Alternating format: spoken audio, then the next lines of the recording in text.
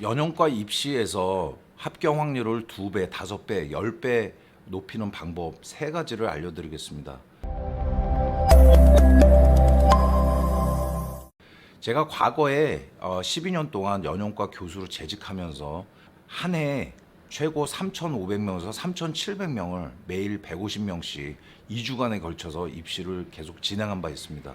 2017년도까지 연영과 입시를 진행하면서 심사원장으로 심사원으로서 느꼈던 것 중에 하나는 기본적인 법칙만 지키게 되면 여러분들이 연영과 입시를 2배, 5배, 10배 정도 합격 확률을 높일 수 있다는 겁니다.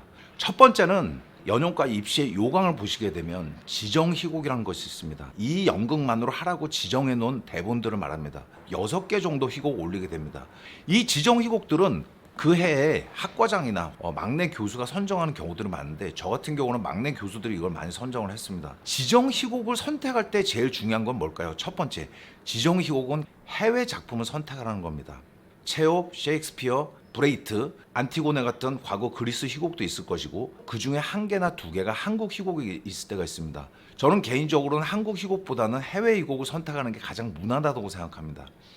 그 이유는 연영과 입시의 50% 이상은 외부에서 당일날 심사원이 추첨해서 오는 경우들이 있습니다. 외부의 심사원들이 연극 전공이 아니라 영화감독이나 PD나 외부인의 경우에는 심사원에 따라서는 여러분이 보이지 않는 불이익을 당할 수가 있습니다. 여기서 불이익이란 뭐냐면, 한국 희곡을 선택했다고 해서 불합격시키는 얘기가 아니라, 본인이 모르는 희곡을 학생이 연기하게 됐을 때는 당연히 심사원으로서도 혼란스러울 수밖에 없고, 어떻게 판단하기가 어려운 경우가 많습니다. 배우가 연기만 잘하면 되지 않느냐 할지는 모르겠지만, 저는 그렇기 때문에 이것보다는 심사원들이 다 아는 안전한 희곡을 선택하길 하는 것을 추천합니다.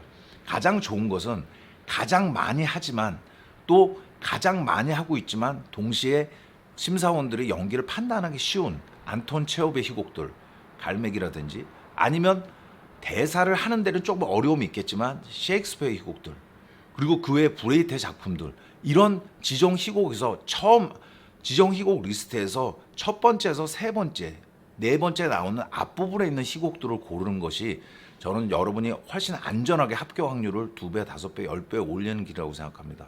두 번째 방법은 뭘까요? 바로 이 2가지를 하지 않는 겁니다. 바로 눈물 연기하고 고함을 치는 연기입니다.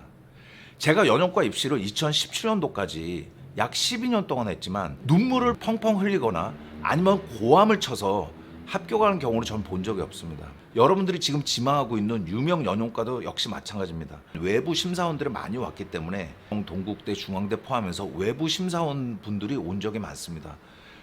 그때 당시에 제가 학과정이었을 때건 심사원이었을 때건 물어보게 되면, 고함을 지르는 연기 혹은 특히 눈물 연기라든가 고함을 지르는 연기라고 해서 점수를 더 받는 경우는 절대로 없습니다. 심사원들 책상 앞까지 다가와서 소리를 치는 경우도 많이 봤습니다. 이런 경우에 심사원들이 좋은 점수를 줄 가능성은 제로입니다. 눈물 연기라는 것은 눈물을 많이 흘리는 연기가 아닙니다. 눈물을 참는 연기가 눈물 연기인 거죠. 우리가 애써 눈물을 참는다라든지, 애써 고함을 지르지 않으려다가 질러버리는 고함 연기, 애써 눈물을 흘리지 않으려다가 흘리는 연기에는 관객들이, 심사원들이 감동을 받고 높은 점수를 주지만, 눈물 자체를 흘리기 위해서 시험장에서 들어오면서부터, 문 열고 들어오면서부터 눈물을 안고 들어오는 경우도 저는 많이 봤습니다. 이런 경우는 무조건 1차에서 떨어뜨렸고, 저도 떨어뜨렸지만 외부 교수님들, 동대나 중대 교수님들 포함해서 당시 교수님들도 최하 점수를 준 걸로 저는 많이 목격한 바 있습니다. 자, 세 번째로 독백을 만들 때 너무 유명한 부분은 피하는 것이 좋다는 겁니다. 우리가 갈매기에서 가장 유명한 부분이 뭘까요? 자, 꽃차의 독백에서는 어머니가 나를 사랑한다, 안 사랑한다, 자, 나뭇잎 떼어가면서 하는 이런 독백이 있습니다. 이런 모든 유명 희곡에 있는 유명한 부분들은 저는 피할 것을 추천하고 싶습니다. 지정 희곡에서 가장 유명한 부분들은 120명의 학생이 들어오게 되면 약 40명 정도가 똑같이 대사하는 경우는 많이 보게 됩니다. 심하면 5명이 3분 동안 들어오는데 똑같은 대사를 5명이 연달아하는 경우들이 있습니다. 이럴 경우에 여러분들이 심사원이라면 과연 누구를 뽑을까요? 물론 이 중에서 연기를 잘하는 사람을 뽑을 수도 있겠지만, 심사원 입장에서는 첫 번째 느끼는 것은 지겹다는 것이고, 두 번째로 느끼는 것은 식별하기가 어렵다는 겁니다. 그래서 저는 여러분들이 지정 희곡을 가급적 해외 희곡을 뽑은 후에는 여러분들이 그 희곡을 면밀히 살피면서 가급적 여러분 자신의 이미지에 맞는 것들, 가령 갈매기로 치면 굳이 뜨레폴레프나 뜨리곤을 할 게 아니라 매드베짱코라든지 임의로 편집을 해서 어느 정도 정서하거나 조금 더 이 대본이 재밌을 수 있도록 편집해서 사용하는 것이 좋습니다.